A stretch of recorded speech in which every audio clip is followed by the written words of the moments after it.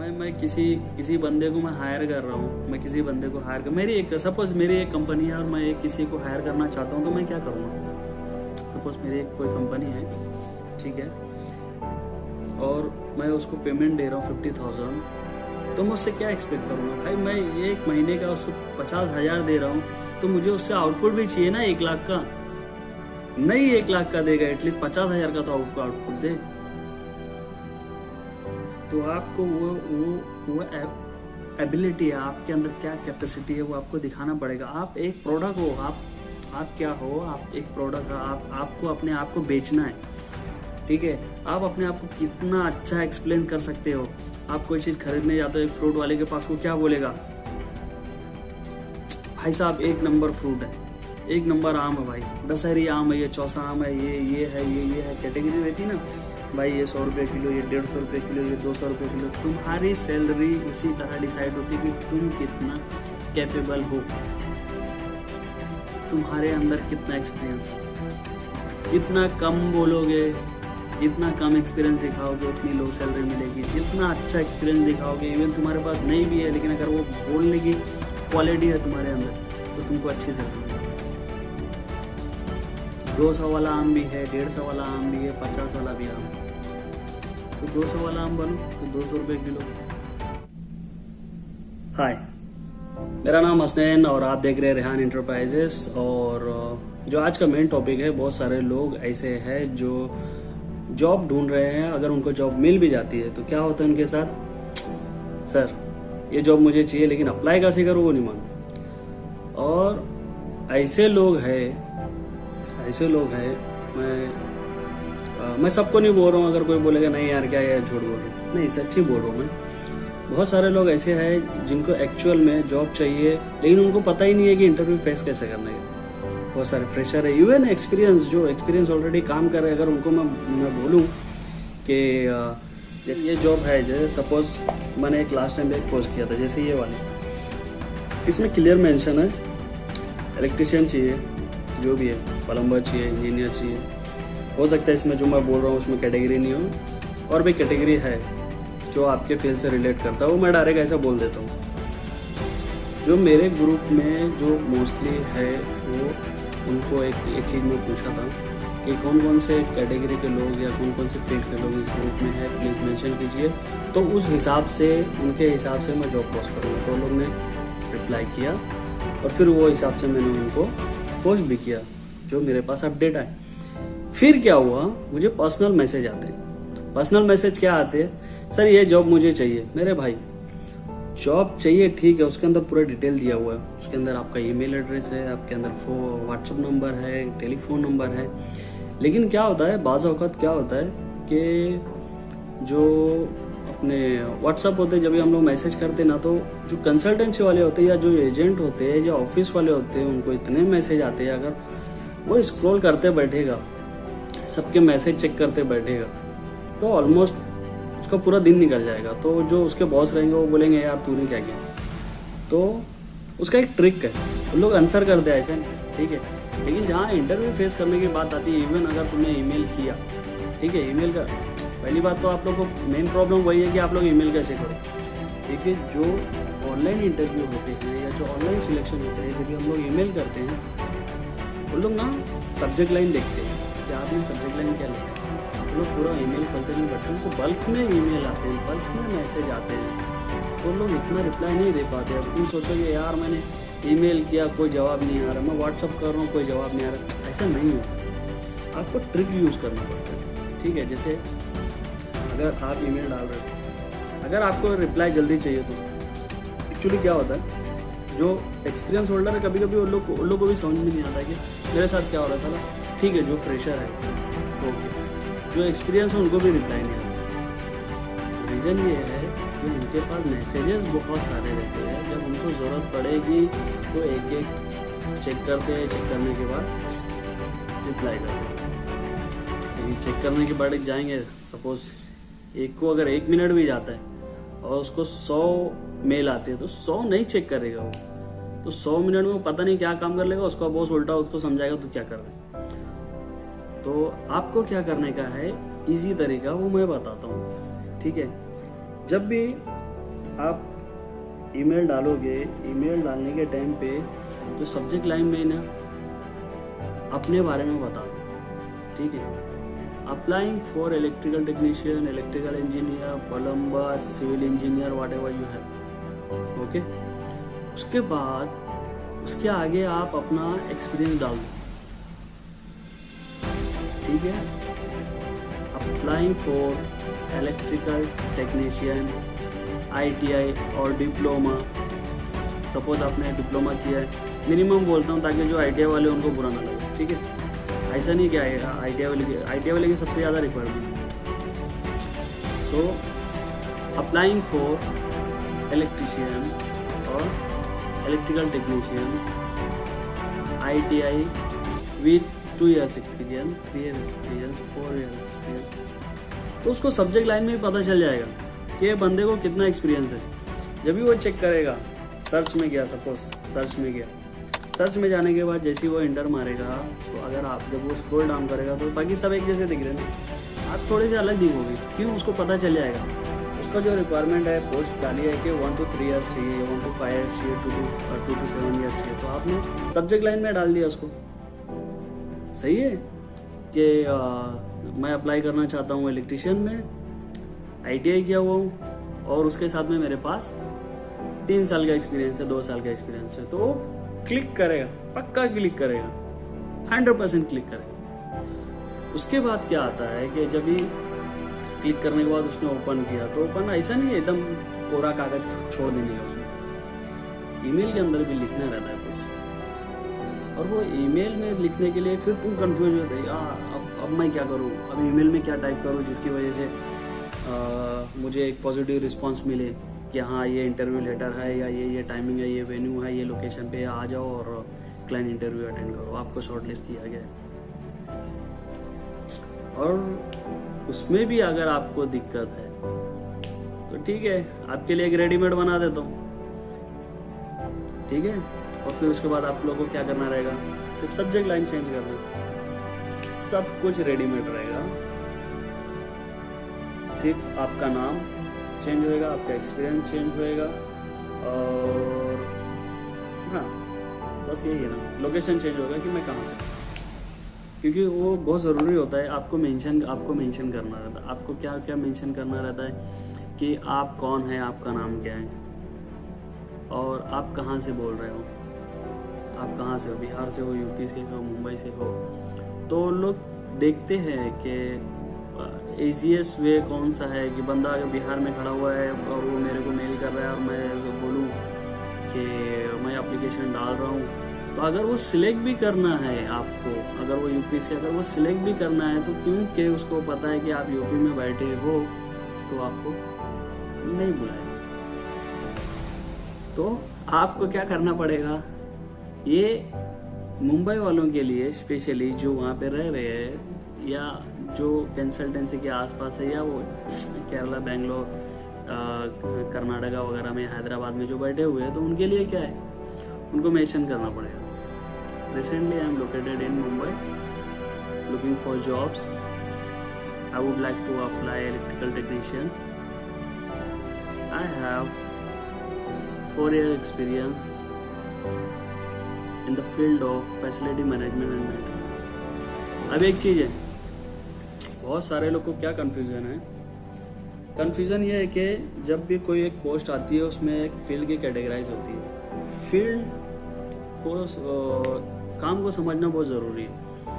अगर उसमें लिखा हुआ है ऑयल एंड गैस, तो ऑयल एंड गैस का ही बंदा चाहिए उसको। अगर आप मेंटेनेंस में किसी और दूसरे फील्ड में कहीं काम किए हो और तुम बोलोगे मैं ऑयल एंड गैस में अप्लाई करूंगा, तो लोग प्रेफर नहीं करते जब तक उनको गरज ना हो, खुद की गरज ना हो, तुमको नहीं बुलाएंगे। वो लोग पहले क्या देखेंगे, कितने 10 बंदे के एप्लीकेशन है, 10 में से सपोज उसको मिले 5 ऑयल एंड गैस वाले और नहीं मिल रहे हैं, तो फिर तुमको प्रिपेयर करेगा मेंटेनेंस वाले जो फैसिलिटी मैनेजमेंट में काम करें। उसके बाद भी अगर नहीं मिलेगा तो कंस्ट्रक्शन वाले को लेगा। कंस्ट्रक्शन अलग है, मेंटेनेंस फैसिलिटी मैनेजमेंट अलग है, ऑयल एंड गैस अलग है। कंस्ट्रक्शन वाला बंदा अगर वो फैसिलिटी मैनेजमेंट में जाना चाहे जा सकता है, लेकिन उसके चांसेस बहुत कम है। 10% चांसेस रहते हैं कि सामने वाला तुमको हायर करेगा। अगर आप कंस्ट्रक्शन के आपने कंस्ट्रक्शन में काम किया हुआ है तो 100% चांसेस रहते हैं कि आपको मिल जाएगा। तो वो चीज़ देख के जाओ। आप लोग वो चीज़ देखते नहीं हो। आप लोग क्या करते हो, बस देखिए इलेक्ट्रिकल की रिक्वायरमेंट है यार ला रो, ऐसा नहीं होता है। या अरबी में बोला यार ला रो, एक्चुअली में बोलते लेट्स गो। ठीक है। सो और रही इंटरव्यू की बात, जो मेरा मेन टॉपिक है कि इंटरव्यू किस तरह से फेस किया जाए हिंदी में। मुझे भी इंग्लिश नहीं आती, मैं भी हिंदी में इंटरव्यू देता हूँ, कहीं भी जाता हूँ तो कुछ चीज़ें हैं जो मैं रट्टा मार लेता हूँ। आप भी रट्टा मार लो, उसमें क्या है। रट्टा मारने से मुराद है, जैसे अगर कोई फर्स्ट टाइम इंटरव्यू अटेंड करने के लिए जाएगा, जैसे मैं गया या कोई और गया, तो वो क्या करेगा, हकला के बोल लेगा।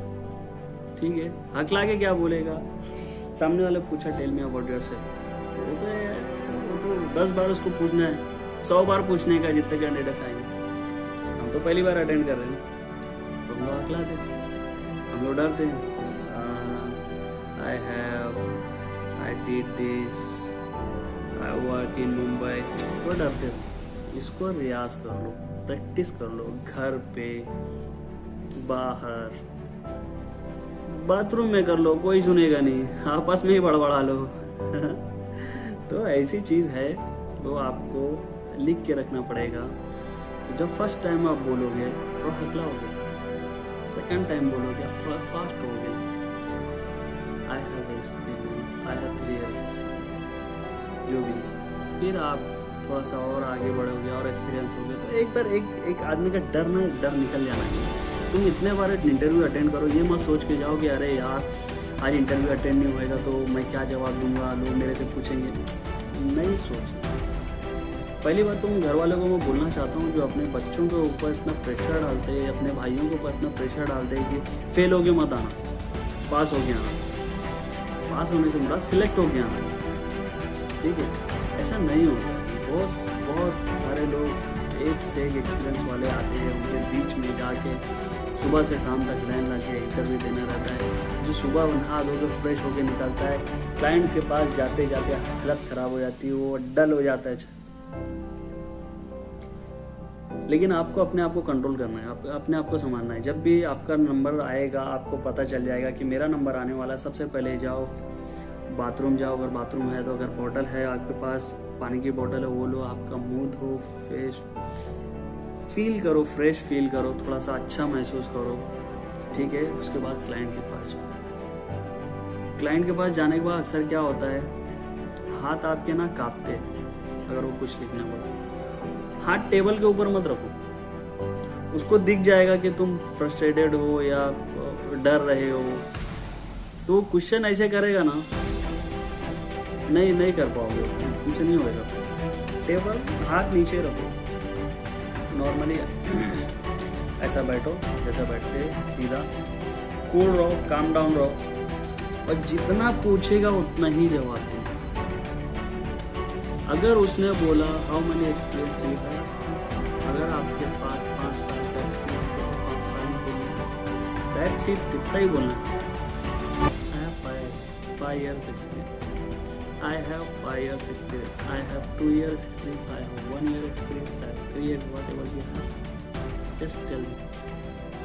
Second, tell me about yourself. ये इतना कॉमन क्वेश्चन है कि जो कहीं भी जाएगा तो सबसे पहले यही पूछेगा, tell me about yourself, tell me about yourself. इसको ये जो चीज़ है ना, लिख लो। ये ना बुक पे लिख लो, उसको रट्टा मार लो। माय नेम इज़, जो भी है आपका नाम, जैसे मैं किसी को बोला माय नेम इज़ अशोक और यादव और दुबे और अंसारी और अहमद और शेख, जो भी है, सीवी पे सब कुछ लिखा हुआ है। वो देख रहा है कि तुम्हारा नाम ये है, फलाना ये है, तुम्हारा एक्सपीरियंस ये है, लेकिन वो फिर भी पूछेगा। क्यों पूछेगा? वो चेक करना चाहता है कि ये तुमने ही लिखा है, ये तुम्हारे ही एक्सपीरियंस है, या किसी और ने बस तुमको लिख के दे दिया और ये लो। तो वो आपके मुंह से सुनना चाहता है और आपको बोलना पड़ेगा। जैसे मेरे पास एक एग्जांपल है जो मैंने लिख के रखा है, I am Ashok Kumar from Uttar Pradesh, electrical technician with 3 years of experience in my current job at Reliance Industries, and I have achieve 2 times employee of the year in the past 3 years। अगर आपने एक बार किया, 2 बार किया, जो भी आपने अचीव किया है वो यहाँ पे मेंशन कर दो और अपने हिसाब से कुछ चेंजेस करना है तो वो भी कर सकते हो। एक और एग्जांपल मैंने लिख के रखा है जो मार्केटिंग में है।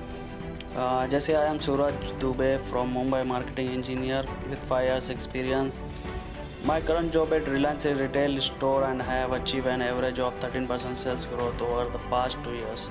अब नेक्स्ट आता है कि हमको ईमेल का रिप्लाई किस तरह से दिया जाए। वो कुछ इस तरह से जो मैं लिख के रखा हूँ। Good day, I am Balwant Singh and I am delighted to be here today. I appreciate the opportunity to discuss my experience and qualification for the electrical technician role.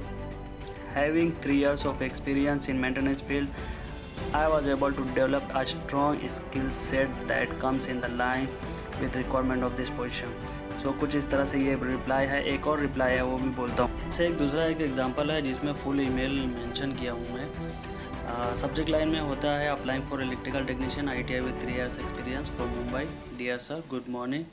I am known for being a well organised team player. I never miss the deadline. I am a good communicator and I can troubleshoot multiple task at once.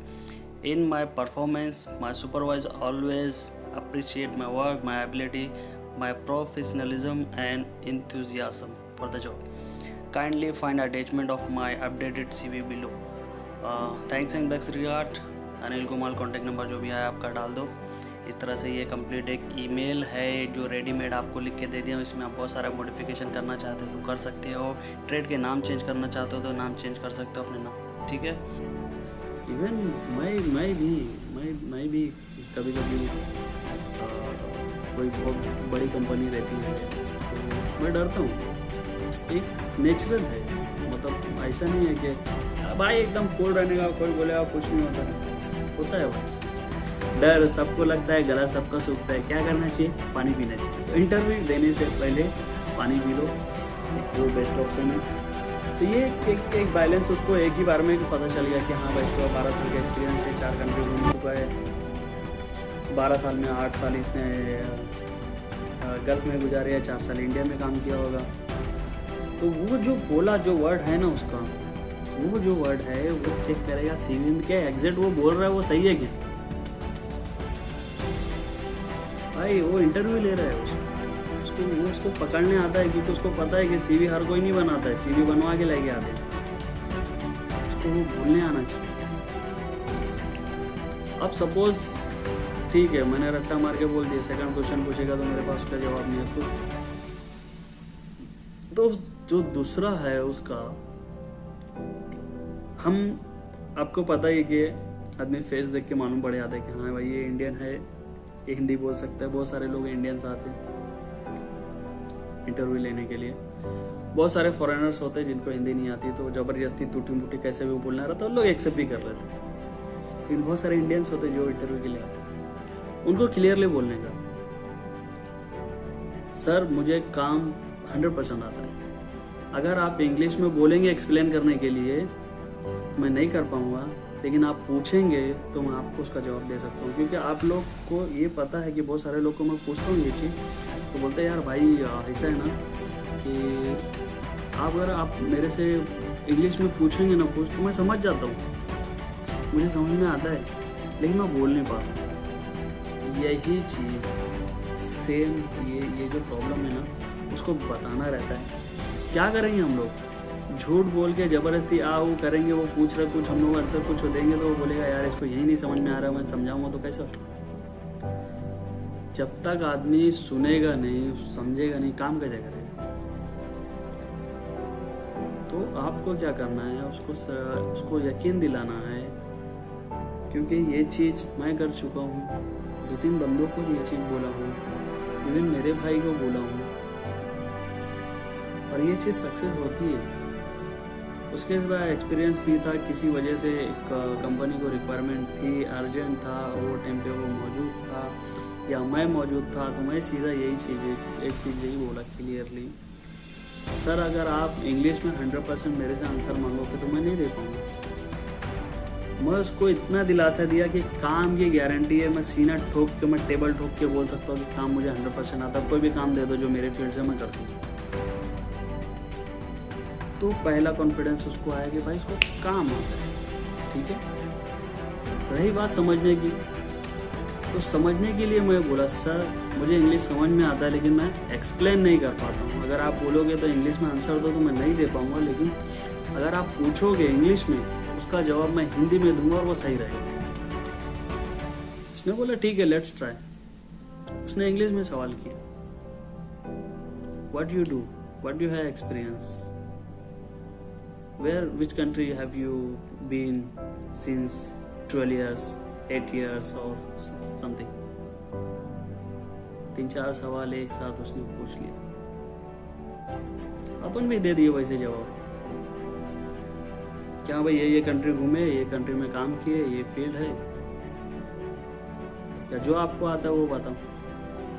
लेकिन जब आप बताओगे ना उसके अंदर वो expertise होना चाहिए कि उसके दिमाग में वो चीज़ घुसे कि हाँ यार from basic to top, from basic to expertise बताना चाहिए। डायरेक्ट ऊपर नहीं आने का, बेसिक से स्टार्ट करने का। बेसिक से स्टार्ट करने से मुराद है सपोज कोई HVAC वाला है, कोई कारपेंटर वाला है, कोई इलेक्ट्रिशियन है, तीनों का एक एग्जांपल दूंगा। स्टार्ट करते हैं HVAC से। अगर HVAC वाला है तो क्या बोलेगा वो, अगर फैसिलिटी मैनेजमेंट में है तो कि सर अगर कोई भी फैसिलिटी मैनेजमेंट है, एक टीम होती है, टीम होने के बाद एक वर्क ऑर्डर क्रिएट होता है, एक FRC होता है, फॉल्ट रिपोर्टिंग सेंटर बोलते हैं उसको। फॉल्ट रिपोर्टिंग सेंटर वो इन्फॉर्म करता है हमारी टीम को या ईमेल भेजता है कि ये लोकेशन पे कुछ इशू है, टेम्परेचर मेंटेन नहीं हो रहा है, या AC नहीं चल रहा है, या HVAC बंद है। ठीक है, वो कॉल हमको मिलती है, फिर हम लोग जाते हैं वहाँ पे उसका एसिड सेटअप करते हैं। ये हो गया करेक्टिव मेंटेनेंस। फिर आता है ब्रेकडाउन, आता है सडनली अगर कुछ हो गया आपको ये मेंशन करना रहेगा कि कितने टाइप के वर्क होते हैं। करेक्टिव मेंटेनेंस होता है, फिर उसके बाद ब्रेकडाउन होता है, फिर PPM होता है जिसको प्लांट प्रिवेंटिव मेंटेनेंस बोलते हैं। प्रिवेंटिव मेंटेनेंस के बारे में तो लाजिम आपको बोलना ही पड़ेगा कि प्रिवेंटिव मेंटेनेंस में होता क्या है, करेक्टिव मेंटेनेंस में होता क्या है, ब्रेकडाउन में होता क्या है, ये आपको एक्सप्लेन करना पड़ेगा। अगर आप एक्सप्लेन नहीं करेंगे तो मुश्किल है, क्योंकि अगर आप बाहर के लिए ट्राई कर रहे हो तो ये 3 पॉइंट है, ये आपको बोलना पड़ेगा। इवन आप कारपेंटर हो, इवन आप प्लम्बर हो, इवन आप इलेक्ट्रिकल हो, इंजीनियर हो, सिविल में हो, ये 3 पॉइंट रहता ही नहीं है। करेक्टिव मेंटेनेंस क्या होता है, एक यूजर डिपार्टमेंट के थ्रू कोई कंप्लेन आती है जिसके पास ऑलरेडी 2-3 मशीन रहती है जो ऑप्शनेबल रहता है कि अगर एक मशीन चल रही है, अगर वो ख़राब हो गई तो उसके पास दूसरी मशीन है, दूसरी मशीन पे यूज़ कर सकता है, तो उसका कॉल देगा। या एक लिमिटेड टाइम रहता है कि मैं ये टाइम से 12 बजे से 3 बजे तक ये मशीन यूज़ कर रहा हूँ, 3 बजे के बाद फ्री है, आके काम कर लो। क्योंकि वो एरिया अलाउड नहीं करता है मेंटेनेंस में काम करने के लिए। हाइजीन इशू होता है या कुछ और इशू होएगा, या वर्किंग इशू होएगा, ऑफिस के इश्यूज होते हैं, नॉइज इशू होता है। डिपेंड करता है कि आपकी कंपनी, आपका डिपार्टमेंट किस तरह से फॉलो कर रहा है प्रोसीजर। तो ये हो गया करेक्टिव मेंटेनेंस। आपको कॉल आएगा, आपको ईमेल आएगा कि हाँ ये ख़राब हो गया, ये आके रिपेयर करने का है। आप जाओगे, टूल्स लेके आओगे, चेक करोगे मटेरियल क्या लगता है, स्टोर में जाओगे, स्टोर से मटेरियल लोगे, लगाओगे, नई मटेरियल लगेगा, वहीं पे रेक्टिफाइड करके एक वर्क ऑर्डर होता है, वर्क ऑर्डर पे साइन लिए, यूजर डिपार्टमेंट का क्लोज मेल डाल दिए, work has been done. Okay, यह हो गया करेक्टिव मेंटेनेंस। अभी प्रिवेंटिव मेंटेनेंस जो मंथ में एक बार किया जाता है। सपोज आपके पास 100 एसेट है, 100 एसेट में आपको डिवाइड करना रहता है कि एक दिन में कितने एसेट कंप्लीट करने का। अब मैं एसेट क्यों बोल रहा हूँ, एसेट में आपके सारी चीज़ें आ जाती हैं। अगर कोई HVAC वाला है तो सपोज उसके पास 20 HVAC है, 20 HVAC है, तो 20 में से एक HVAC को करने के लिए 2 दिन जाते हैं। टीम बड़ी है तो 1 दिन में हो जाता है। तो 1 दिन में 1 करेगा तो 20 दिन में 20 होएगा, उसमें फ्राइडे ऑफ हो गया तो वो 4 दिनों पकड़ लो, 24 डेज। और जो 6 दिन बचे उसमें इन केस अगर कोई पार्ट्स की ज़रूरत पड़ गई या कुछ एक बड़ा काम आ गया तो वो एक सपोर्टिव डेज रहता है प्रॉब्लम को रिजॉल्व करने के लिए या ट्रबल शूट करने के लिए। सेम वही किचन इक्विपमेंट वाले की हालत है, उनके पास तो और रहते हैं, उनके पास तो 300 इक्विपमेंट रहते हैं, 200-250 इक्विपमेंट रहते हैं, एक दिन में 10 इक्विपमेंट पीपीएम करना रहता है। इलेक्ट्रिकल में जाओगे तो आपके लाइटिंग है, पैनल्स है, सब स्टेशन है, उनके पीपीएम करना रहता है। खोलो, कहीं जले हुए पार्ट्स है तो उनको रिपेयर करो, उनको रिप्लेस करो, स्क्रूज टाइट करना रहता है। ठीक है, सबसे इम्पोर्टेंट, कोई कुछ देखे ना देखे तुमने स्क्रू टाइट किए कि नहीं दिए। इंजीनियर मैनेजर सबसे पहले क्या आएगा, पैनल के पास जाएगा, पैनल के पास जाने के बाद ऐसा चेक करेगा और बोलेगा भाई डस्ट है, इधर पीपीएम नहीं हुआ। और मोस्टली यही होता है, लोग पीपीएम करते, पेपर भर देते, फॉर्म भर देते, हाँ पीपीएम हो गया, लेकिन जब भी चेकिंग होती है, चेकिंग होने के बाद होता है भाई डस्ट, धूल नहीं साफ हुई है, पैनल खुला नहीं है और आप लोग पीपीएम डन कर दिए। तो पीपीएम अच्छे से होना चाहिए। तो ये हो गया पीपीएम का। पीपीएम में क्या क्या रहता है, मशीन को पूरा ओपन किया जाता है, जो ख़राब है उसको रिप्लेस किया जाता है और साफ़ सफाई होती है, सारे डस्ट को निकाला जाता है। इससे मशीन की कैपेबिलिटी बढ़ जाती है, ड्यूरेबिलिटी बढ़ जाती है। इसके लिए पीपीएम परफॉर्म किया जाता है। अगर आपको इंग्लिश में इंटरव्यू देने नहीं आता है तो आप क्लियरली क्लाइंट को बोल दीजिए। देखो इंटरव्यू में झूठ तो चलता ही है, अगर आप झूठ नहीं बोलोगे पास नहीं हो सकते। पहली बात तो वो आदमी जो बाहर से चिल्लाता है, इंग्लिश किसको आता है वो ए साइड में बैठो, इंग्लिश जिसको नहीं आता है वो ए साइड में बैठो। तो अपन उधर नहीं जाने का। वो बोला इंग्लिश जिसको आता है ये साइड बैठो, अपन भी उधर ही बैठने का। उसको नहीं मालूम है ना कि मेरे को आता है कि नहीं आता, अपन उधर जाके बैठने का। और कभी भी फ्रंट में नहीं बैठने का, बीच में बैठ। सामने वाला निकलता है तो उसने क्या क्वेश्चन फेस किया, उससे जाके पूछने का कि क्या क्या क्वेश्चन वो पूछ रहे। वो क्वेश्चन पूछने के बाद आपको रियलाइज हो जाता है कि अंदर क्या चल रहा है। तो जो एक्सपीरियंस बंदे अगर तुम बैठे भी हो ना तो उनसे थोड़ा सा बात करो, आपको थोड़ा सा हौसला मिलता है, वो कुछ बताएगा आपको। ठीक है, फिर अंदर जाओ, जैसा कि मैं बोला उसको क्लियरली बोलो। अंदर जाने के बाद वो आपसे पूछेगा tell me about yourself, और tell me about yourself घर से रट्टा मार के आने का, लिख लेने का। मैं आपको बताया चैट जीटीपी पे जाओ, उधर पे टाइप करो tell me about yourself, about electrical, about plumber, about civil engineer, about electrical engineer, वो पूरा डेटा दे दे। उसको कॉपी करो, बुक में लिखो, रट्टा मारो। एक दिन फेल हो गए, 2 दिन फेल हो गए, तीसरे दिन उसके बाद तो फाड़ू ऐसा बोलते चले आओगे। जैसे वो बोलेगा tell me about yourself, फटाक से पूरा एक लाइन में कंप्लीट। लेकिन वो भी तरीका होना चाहिए। तुम ऐसा बोल दोगे तो वो समझ जाएगा हाँ साला रट्टा मार गया है। आपको थोड़ा सा रुक के समझ के फ्लुएंट बोलना है, स्मूथ बोलना है, लेकिन ऐसा बोलना है कि उसको लगना नहीं चाहिए कि हाँ भाई रट्टा मारेंगे। और आपको बोलने का कॉन्फिडेंस बहुत इम्पोर्टेंट है। अगर आपके अंदर बोलने का कॉन्फिडेंस नहीं है, चांस बोलेगा तो मैं आपको डीमोटिवेट नहीं कर रहा हूँ, आप समझ नहीं रहे हो, ये नेचुरल है। मैं किसी बंदे को मैं हायर कर रहा हूँ, मैं किसी बंदे को हायर कर, सपोज मेरी एक कंपनी है और मैं किसी को हायर करना चाहता हूँ, तो मैं क्या करूँगा।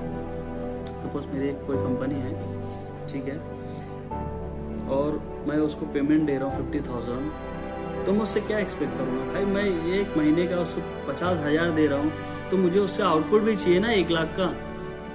नहीं 1 लाख का देगा, एटलीस्ट 50,000 का तो आउटपुट दे। तो आपको वो एबिलिटी है, आपके अंदर क्या कैपेसिटी है वो आपको दिखाना पड़ेगा। आप एक प्रोडक्ट हो, आप क्या हो, आप एक प्रोडक्ट हो, आपको अपने आप को बेचना है। ठीक है, आप अपने आप को कितना अच्छा एक्सप्लेन कर सकते हो। आप कोई चीज खरीदने जाते हो, एक फ्रूट वाले के पास, वो क्या बोलेगा, भाई साहब 1 नंबर फ्रूट है, एक नंबर आम है भाई, दशहरी आम है, ये चौसा आम है, ये है, ये है, कैटेगरी रहती ना भाई, ये 100 रुपये किलो, ये 150 रुपये किलो, ये 200 रुपये किलो। तुम्हारी सैलरी उसी तरह डिसाइड होती है कि तुम कितना कैपेबल हो, तुम्हारे अंदर कितना एक्सपीरियंस है। जितना कम बोलोगे, जितना कम एक्सपीरियंस दिखाओगे, उतनी लो सैलरी मिलेगी। जितना अच्छा एक्सपीरियंस दिखाओगे, इवन तुम्हारे पास नहीं भी है, लेकिन अगर वो बोलने की क्वालिटी है तुम्हारे अंदर, तो तुमको अच्छी सैलरी मिलेगी। 200 वाला आम भी है, 150 वाला आम भी है, 50 वाला भी आम है। तो 200 वाला आम बनो तो 200 रुपये किलो। तो अपने आप को सबसे पहले वेल मेंटेन करो। जब भी आप जाओगे तो अच्छे से बाल झाड़ो, बाल कटा के जाओ, शेव करके जाओ। आप प्रोडक्ट हो ना, आप सामने लोगों को पहले अच्छे लगना चाहिए। अच्छे लगने से ये मुराद ये नहीं है कि मैं गोरा नहीं हूँ, मैं काला हूँ, ऐसा कुछ नहीं होता। इवन आप ब्लैक स्किन है तो कोई भी मुश्किल नहीं है, लेकिन आप अपने आप को वैसा मेंटेन करो, आप अपने आप को वैसा प्रेजेंट करो कि वो आपको फील लगे यार, हाँ यार क्या एटीट्यूड। एंट्री मारो तो इंक होना चाहिए, बेल्ट एकदम मस्त होना चाहिए, शू पॉलिश होना चाहिए, शर्ट के ऊपर मस्त क्रिच होना चाहिए, प्रेस करके निकलो। ओ बात अलग है कि अपने लोकल में तो सारी क्रिच खराब हो जाती है। जितना संभाल सकते संभालने का, एटलीस्ट फ्रंट की तो संभाल लेने का, सामने फेस करने का। अपने आप को वेल मेंटेन करके जाओ। वो होने के बाद आप जो बोलते हो, हकलाना नहीं। डर सबको लगता है, गला सबका सूखता है, पानी पी लो इंटरव्यू के पहले जाने से पहले। वो आपसे सवाल पूछेगा, जवाब तो नहीं दे पाते। जो चीज आपको नहीं आती नहीं आती। एक बार क्या हुआ था मेरे साथ, टोरेंट पावर के लिए इंटरव्यू के लिए गया था, ठीक है। तो उसने मुझे क्वेश्चन क्या किया मालूम है आपको? क्या आता है? मैं बोला सिर्फ ट्यूबलाइट वायरिंग आती, कुछ नहीं। क्या काम किया? मैं बोला यही काम किया हूँ, खाली ट्यूबलाइट वायरिंग में मास्टर हूँ, फॉरवर्ड हूँ एकदम। उसको इतना यकीन दिला दिया कि भाई मैं तो एकदम एक्सपर्ट हूँ इसमें। उसने क्या किया मालूम? डबल ट्यूबलाइट का कनेक्शन करने के लिए मेरे को ट्यूबलाइट लाके दे दिया। बोला ये ट्यूबलाइट करके बताऊंगा।